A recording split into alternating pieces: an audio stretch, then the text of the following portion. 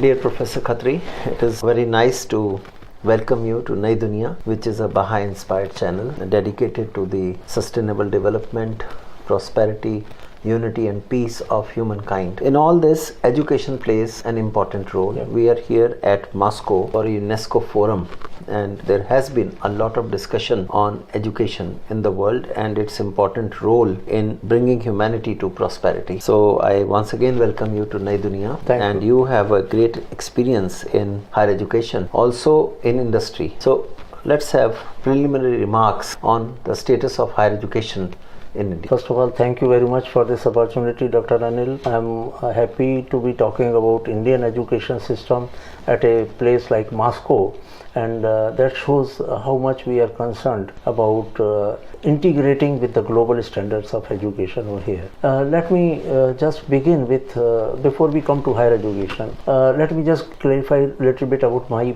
background. I am proud to say that I started my primary education with municipal schools, the Tatpattiwala School, and later on in government multipurpose higher secondary school at Damoh in MP, a small town, and then went on to do engineering. Then I was for a quarter century I was with industry, a public sector industry at senior levels, so I have seen that industry also. Then I switched over to academics because of my passion for education and training, and I have been a faculty in management as well as I was a director of an MBA college. So I have seen very closely the industry, the government education system, as well as the higher education system. You have been connected to the grassroots. You have risen from the grassroots. And I am really proud to say that whatever I have achieved in life has been due to strong primary education that I received in those municipal schools. But people generally criticize the education that is available in the rural areas or municipal schools, the government schools. Because what I achieved was in 1960s. Things have changed since then, and maybe the perception of people may have also changed, and it may be right to some extent, but not to full So extent. that means that earlier there was better education, the quality education in school system at the primary level in the rural settings or in municipal schools was better. I would like to restate the thing in a different way. Let us first start, when we talk of primary, first of all let us differentiate between education and literacy. When we talk of right to education or primary schools, mostly we are concerned about literacy, that illiteracy should go, people be literate. But education is much more. It, as some senior social scientists had said, education is not filling of the empty vessel of your brain with facts and information. It is to develop a capacity to think, capacity to analyze, to be creative, to see within us and develop as a complete human being. That is the real purpose of education, which sometimes I feel we have lost over the years. Now our education system, if we can say it, education system has converted into examination system. So exams are important, quarterly exam, half yearly exam, semester exam. So what was your experience at the municipal schools that laid a solid foundation for your life? You see, again, I would like to elaborate it a little bit. There are three stakeholders in education. One is the student, he or she. Second is the institution providing. And third, the main factor is the society, which includes the parents of the student also. If you remember, in olden times, we had education does not start in a school. First of all, let us be very clear about it. Education starts right from the homes. That's true. By the parents. Mother, the first educator is the mother. Mother is the first educator. In our times, we had joint families. Dada, Dadi, Nana, Nani used to be there, and they used to teach moral values. They used to teach from epics and tell stories. So that would help in character building. In character building, morals. And once you go to school, the teachers were more committed because they thought it as a duty. A noble duty of a teacher. That was the thinking in the society. Post-independence era, and there were high ideals. And we wanted to make India great. We used to respect our teachers very much and dare not disobey them. And we enjoyed going to schools. We were not forced to go to school. We enjoyed being at schools. And the environment there was of learning. Again, let me elaborate. Teaching is one-way communication from teacher to the learner, to the student, not learner. Learning is a two-way communication where teacher as well as the learner, the student, is equally involved into it. And if they are able to get sufficient inputs from the society, from their social circle, the parents and the media and don't others. you think that in the past teachers were not trained in the methods of teaching that are modern, and mainly they are criticized because we feel that they were mainly lecturing in the classes, or it was one-way traffic? Perhaps because, as I said, it depends upon the student also, and if the students are committed to learn, it is rightly said, if you want to really learn, you will find a good teacher. A good student will always find a good teacher. That is there, and teacher gets so much, because I have been into teaching also. After a very good job at senior level in industry, I opted for a teaching job because that was my passion. And there is no other profession as noble and as satisfying as teaching. Well, that's my view about it.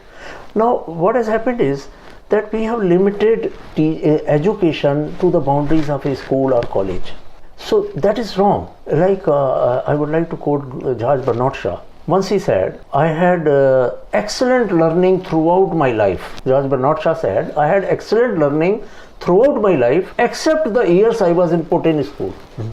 So that shows that once you are asked to conform to a particular curriculum of a rote learning sort of thing, and then putting it into examination. You see, the education that is given in developed countries is much sought after, but there is a research which shows that even in a country like United States, when they did research on 2 years old, 95% of them had the capacity to become a genius. And when they again did a survey for those students when they were in class 5, they found only 50 or 60% could become a genius. And after their graduation, only 2% of them could become genius. One thing that has to be learned is that every individual is a different person. Once we have same curriculum, in the same class, same notebooks, same books, same teacher. A teacher was guru. He used to adopt the child as a disciple, and that made the difference. And once Shishya adopts as guru, there was total so the latent potentiality and the capacities obedience of the child were developed because the guru understood that individual and suited education to the personality of that child. Now what is happening, sir, is curriculum. That is the biggest drawback in our education system. I have seen throughout my life.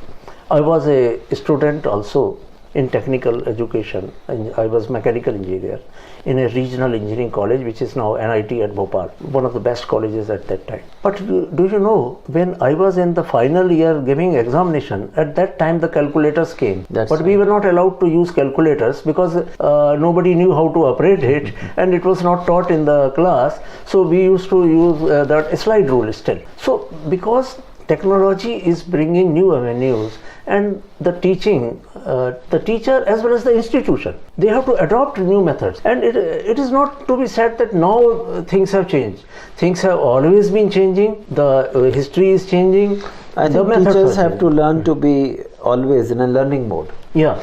A good teacher is a learner, a good learner. Yes, unless you are a learner yourself, you can't be a good teacher also. So a constant learning has to be there. Whether in primary or secondary or higher secondary or higher education, the rules apply same. Now, once I switched over to education, and with my background in industry, when you see, we used to take interviews of fresh engineers or other people. And we used to say, what experience do you have? And they said, no, I have just passed out fresh year. And we were hesitant to take them. Now, how do they get experience if they are not employed?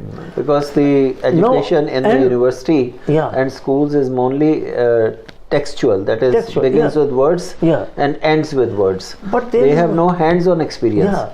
But there is a problem with the industry also. I have seen both sides, industry and institute. Industry blames the graduates. They blame the university and education system that the graduates that are coming in any stream, they are not employable. What is the responsibility of industry? If they want to take work from them, is it not they should also pay some attention? I have been in industry, and then I have been as a director. It was a very hard thing to place our students for summer training. No industry is ready. these trainees will disturb us. No, if they are not ready to give even summer training, for which they are not paying anything. Very good insight. Yeah, they are not paying anything. Yes, on one hand they say that we want experience, vocational education, or they should have good internship, they should have hands-on experience. Yeah. On the other hand, they don't want to give them. They don't want to give summer training. They see it as a disturbance. Now that is a drawback. III industry institute interaction. That is the solution. There has to be on a permanent basis. Another thing is that industry wants something else, new skills as per the latest things. The curriculums are designed long back. Teachers have studied something else. They can teach only something else. They are not trained in the new skills. So there is a gap, skill gap. Now, how it will be solved? Why industry does not collaborate with institution in designing the new curriculum? That's true. According to the latest needs. They feel it's not their job. It is job of university or education institution to design a course which suits them. But they are not going to tell what suits them. Exactly. So this is a major drawback in India, in our education system, whether at any level you see, graduate or postgraduate or technical, that industry and institution, they keep blaming each other, but they are not collaborating each other, and there is no forum for industry and university or college interface. They have to come together and then devise mechanisms, syllabuses, curriculum, hands-on training, so that they get employable graduates. Another thing is there's too much emphasis being placed on placement. Now the quality of institution is judged not by its faculty, not by its courses, not by the quality of teaching, not by their laboratories, but how much placement has been and which are the companies taking graduates from them and what is their salary level. And they proudly announce, our boy has got 23 lakhs per annum. But on the one hand, we are talking about graduates being employable. So what is wrong if the companies come to an institute of excellence, which is excellent in education, and take a lot of graduates, and these graduates are very well placed? Naturally, they will get a good name, like our IITs, ITIs. Yes, that is a marketing benefit to the institution, but that is not the primary purpose of an institution. Placement is, they have to make them employable, but they are not employment agencies. They are supposed to do job of employment agency, which are separate things. So they must concentrate, focus on developing a child with full skills and character, giving them the capabilities, giving them the latest. That should be focus. And parents should also bother about that rather than placement. Okay. I think it's a good idea. They may get placed, but after 1 year or a few months, they will be exposed that they don't have the required skills. Or as a person, so there is a manipulation even in that. Even inviting the industry to come to the institution. Take them for a few months. And then throw them out. Just to show the numbers. Exactly. It happens. I have been with an institution like that, and I have seen many. Now, what is happening is, why these people are not employable? Let us understand, being employable doesn't mean being expert in your chosen field. It means not only knowing your chosen skills of the field, but also soft skills, of life skills that we call, they must be able to correlate with others. You talked about IIT, IIMs and all that. I will come to that also. I have seen in industry, we had senior people employed who were graduated from IITs and IIM. They were the biggest failures in taking work from people. They had some kind of superiority complex in them, and they didn't even treat their juniors well. They didn't treat even their seniors well. Why is it that the developed countries, intake, a lot of them, I mean, from any IIT, find a lot of people going to the United States, for example. Now, this is another aspect. If our Mr. Pichai or Indra Nooyi, they go there and they run such big multinational corporations successfully, then why we are not able to give them same opportunity over here? Correct. And utilize their skills?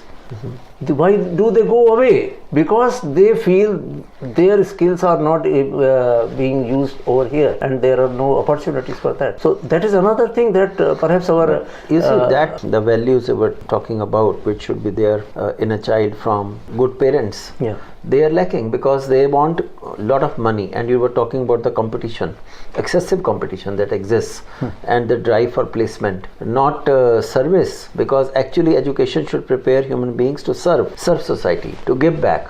But everybody at the moment, having gone to an IIT or a very nice institution also, wants personal benefit. They want to derive maximum money, maximum facilities.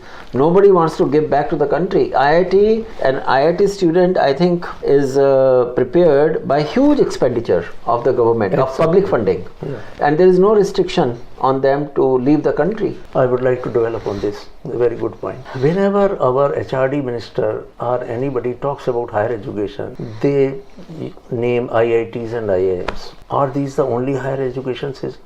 How many percentage of students of India, less than very true, 0.1% go to that? That's right. And you are spending so much for these. And look at another thing. You are preparing them for foreign MNCs by providing them lots of money and funds. Third thing, the fees structure of IITs and IIM is so high that only rich people can go there. The competition that you talked about is so high that unless a person has trained for years for the coaching to get into selected into IITs and IIMs, so they spend in coaching also leading to a lot of distortion in the school system, because people are preparing to be admitted in IITs from class 8. There are programs that the school children are enrolled in those. Even sometimes they waste 1 or 2 years, and then they don't go to the schools, so they miss their classes. That whole idea about school is now it's redundant. Going to school if you want to be admitted to the IIT. And educated people, I know professors who have not sent their children to school because they wanted them to be engineers from IITs.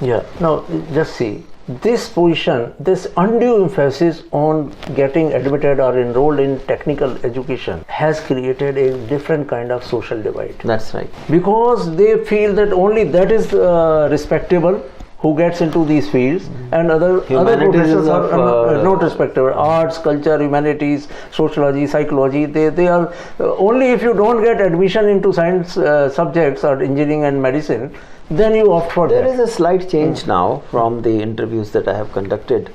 I find that parents have also become more liberal. So if a child wants to go into music or dance or into sports, to some extent this is happening. They are giving the freedom to the child to select their own field of their own interest. That's a very welcome thing, change that is coming, but it will take few more years for this idea to sink in. Unless we remove this glamour that we have put into IITs and IIMs, this will not happen fully. Another thing I will say, I have been to some, I will not name, but to some big institutions who receive crores of funds. They buy huge equipments, latest machines and computer systems which are not even opened, unpacked. They are just lying. They don't know how to utilize that funds. They are there for inspection teams or for just showing off. I narrate my own experience. There are strict AICT and UGC rules for approvals. You must have so many teachers per so many number of students. There should be one teacher, one assistant professor, one associate professor, one professor level, all that. Now a private college which is not funded by the government, they have to make such huge investments into infrastructure. So much acres land should be there, so much building area should be there. Library should have so many thousands of books, even if they are not read by anybody else. But numbers are counted. So many teachers, so much staff, so many computers in lab. Now see, we had 60 students in a batch, and you should have 60 computers. Now, legal softwares? And legal softwares also. So, you are putting unnecessary burden on private institutions, so they want to save somehow. And that is where the quality suffers. Because you are making them dishonest by showing more number of teachers, or showing more number of computers or library books, etc. And then only certification is issued. Now, these things have to be amended, rationalized. Although their concern for ensuring quality is really appreciable, but the tools of ensuring the quality is perhaps that needs change. Now let me again point out that the curriculum, the course contents. You don't have freedom to design your own courses. You have to get it approved by AICTE. Yes, approval, but then autonomy is given now to the institutions to frame their own courses, set their own examination papers. Within certain yes, limits. that's true. Yeah. So let me again little bit divert it to another aspect of education. If you see, you talk about America or other developed countries. If a person wants to pursue only higher education in maths, he is allowed. Here, you will have to study maths, you have to study physics, you have to study chemistry also. Not only that, they can allow you to do interdisciplinary studies. Yeah. A person can study mathematics and geography at the same time. At the same time, yeah. Now, we are not allowing that. So there is, and we are putting so much pressure on children, our students. You have to pass this much, this is the first division, this is this division, semester exam, this projects, this, that. So that's why I said education system is to disturbance in personalities of the children, as well as making them commit suicide in extreme cases. Yeah, it is happening even in biggest making them hypertensive. Top institutions. Yes, in top institutions. And doctors, not only in top institutions, in All India Institute of Medical Sciences, committing a suicide because they think they are not meeting the aspirations of their parents, or they're not as good as their colleagues. I mean, they have to be cultivated to understand that, as a human being, they have a certain limit to their potential. They can aim for a higher achievement level, but they cannot undermine what God has given them. Even in, you must have learned in coaching institutions at Kota, there are so many cases of suicides. That's right. Because they are not able to cope up with the pressure. And parents, then again, I said student, institution, as well as the society. Now, another role of society is, if the parents put so much high expectations from their wards, that is putting a psychological pressure on them. Comparing them with other neighbors' children or other relatives. And even it's not good to compare two children within a family. It's not possible. Not possible. They are, you see, all the students in the same batch or same class also, they are not raw materials which are put into the same machine and the same type of product comes out. Nature diversifies. You would have experienced in your family or in many families you have seen that children of the same parents living in the same house, eating the same food, being brought up in the same manner are very different at times. They're very different. And you see, if you study psychology or if you study educational paradigms, there are three types of character that are in a child. One is the innate character. That is, from birth, the child has some expertise. He has some particular set of capabilities which are different. Set of and skills. The purpose is perhaps to run the world smoothly. You need carpenters as well, plumbers as well, doctors as well, teachers. You need different types of people to run the world. You can't have the same kind of people. And then the second character that is in us is inherited. So, our language, our dress, our food, all these habits and our thinking to some extent is inherited. And the third one is acquired. What we acquire in formal education. In education, so that as well makes as from our environment. Yes, that makes us, a specialist in a particular field through this formal education that we are talking about. So we have to understand the diversity of the human race, and it is now being very frequently said that all professions should be treated at an equal level. Cannot be same, but they can be similar. The salaries cannot be same, but the gap between the very high salaries and the low salaries must be reduced. The emphasis should not be on what you are getting from it or salaries. Emphasis should be how excellent you are in whatever profession you are choosing. Very true. How excellent you are. The excellence should be, the quality of level should be the same. That is right. Now, if excellence is not there, neither your scientist nor your plumber, if they are not excellent, neither your scientific theory nor your bathroom pipe will hold water. That's true. So it has to, everybody has to be and then that moral capacity that, on all difficult circumstances, you are not going to be corrupt. Otherwise, you will become a doctor, but you will not be a good human being. You will become an engineer, again you will not be a good human being. And what it will lead to disasters. Now people don't trust hospitals. They feel doctors are there to make money. They have targets. How many tests they get done, how many patients they will pull into the system, and they keep on extending their treatment. The root cause of this malaise is lack of moral values and ethics that was to be there right from childhood. We cannot give them an injection of values and ethics at postgraduate level or when they are becoming doctor or And engineers. you see, there is another thing that at the higher levels now, the lot of importance is given to teamwork. Now, if a child is so competitive and has done so much hard work and just with one single-minded aim Exactly. that I have to, then how will he cooperate with others? That is Yeah. very difficult to get rid of. What I Unless the think- child learns to serve society, he has to understand he is born in this world, he will have a particular role, he will serve in a particular field for the good of humanity. If that spirit of service is not there and he is only to take from society Yeah. for whatever they have invested money wise or Yeah. otherwise in the child's growth or career, he has just to think of getting that back and earning much more than that, this will distort the whole thing. Exactly. But again, see, the possible reasons for that is if you make education so costly and so competitive, you are putting another kind of reservation, which is not based on caste, it is based on class. The higher class of people or the richer people, they put their wards into the best of the coaching institutions to get enrolled into the best of the institution, and they have the ability to pay highest of the fees. Even in private colleges, even if the students don't come on merit, Yeah. they can pay for They them. can pay for the high donations and all that, or they can even afford to send them abroad in universities with much higher fee structure. So, So are you actually not? this is something very important, because what is now happening, that a poor man's child Yeah, may hold merit, yeah, but he will not get that seat Yeah. because the cost of education is so high. yeah, Other people who have less marks, Yeah. who have lower capability but have more money, yeah, they will get the seat. yeah.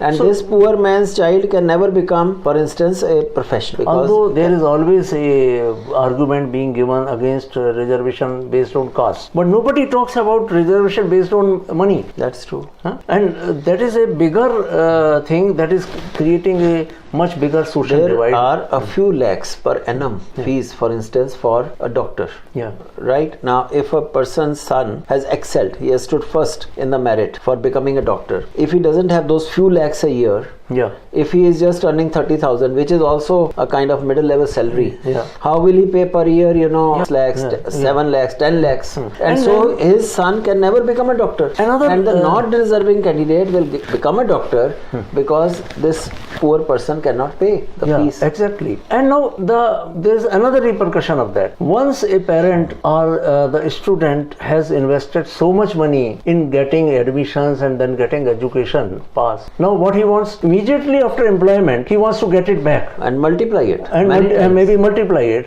and then he goes for If a doctor, corrupt means. if 50 lakhs have been spent on a doctor, Yeah. he would like to get 500 lakhs. Yeah, and that is how the corruption builds up. That's true. Then another social problem that we have is in our society is the dowry system. Now, if a person has invested so much into the bringing up children education, he wants the same thing from the father of the bride Or the bridegroom. as a compensation Correct. that I have spent so much in the education. Now, how will the bride's father will get it? He will again enter into corrupt means. So, what we are talking about values and ethics and morals and all that, this system is creating corruption and all the materialistic attitude in people, where the money is the deciding I factor. think Abdul Kalam, our Yeah. president, much loved president of India, Yeah. and very high professional in his own right, he rightly emphasized the role of spirituality and science. Exactly. And unless that, now in this forum,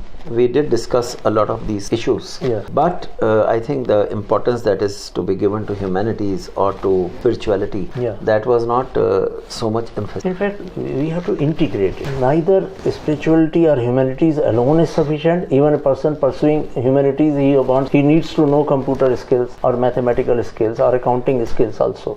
Similarly, a person pursuing technical subjects, whether medicine or engineering, he also has to have a feeling of understanding of how it is being and affected also, to you the know, society. larger purpose of life, that is perhaps to know God, our maker, Yeah. and to worship him. Yeah. Also, because we see God in others, as per our Indian tradition, we would like to treat them as divine.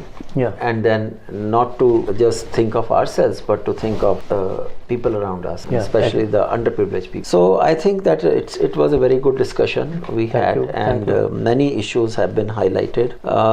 I hope that our viewers would think about these and do something about it. Thank you, It is thank not you. enough to enjoy a presentation, but to take home the message Yeah. and put the understanding of that message in our own lives and in the lives of our children and our neighbors and wherever we work. Yeah, exactly. And I think by this action plan that has been suggested, if we implement that in our own life, we would be able to do good to the world. Exactly. And our education system would start improving. And So let's hope for a brighter future. And thank you very Mr. much for the Khatri. opportunity. It was very nice talking Anilji. to you. Thank you so much.